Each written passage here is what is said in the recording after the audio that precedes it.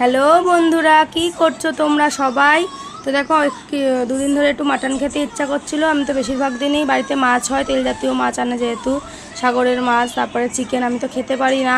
বেশিরভাগ দিনই আমি ডাল সিদ্ধ আলু সিদ্ধ দিয়েই ভাত খাই, নাহলে যে কোনো একটা সবজি দিয়ে ডাল দিয়েই খাই।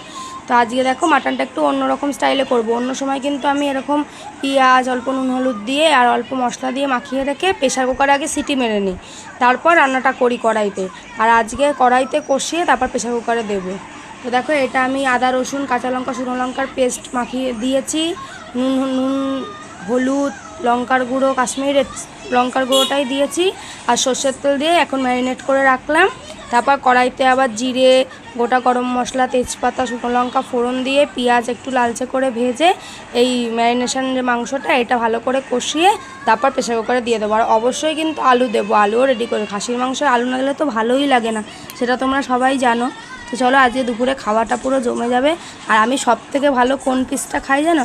এই যে এই তেল চর্বিটা ভালো খাই, এই দেখো। আর এই যে তেল তেল জাতীয় যে মাংসগুলো, এই যে এই পিসগুলোই আমি ভালো খাই, আমার খুব ভালো লাগে। তো চলো তাড়াতাড়ি রান্নাটা করে নিই। এখন ম্যারিনেশন করে আধ ঘন্টা থাক, ততক্ষণে আমি আলু ঠালু সব ভেজে নিই। তো আজকে একদম সিম্পল মেনু। গাছের কুমড়ো শাক আমাদের কাটা হয়েছিল, যে রান্না করব, তো শাক মাংস একসাথে খাবো না, তাই শাকটা ফ্রিজে রেখে দিই কাটাকুটি করা। ডাল চচ্চড়ি হবে আর মাটন হবে। আমার বর তো মাটন হলে আর অন্য কিছু খাই না, তাই করেও লাভ নেই। আর আমরা আজকে আবার রাত্রিবেলা বরের ক্লাবে খাসির মাংস আর ভাতের পিকনিক আছে, তাই জন্য ও একবেলাই খাবে। তো চলো টাটা।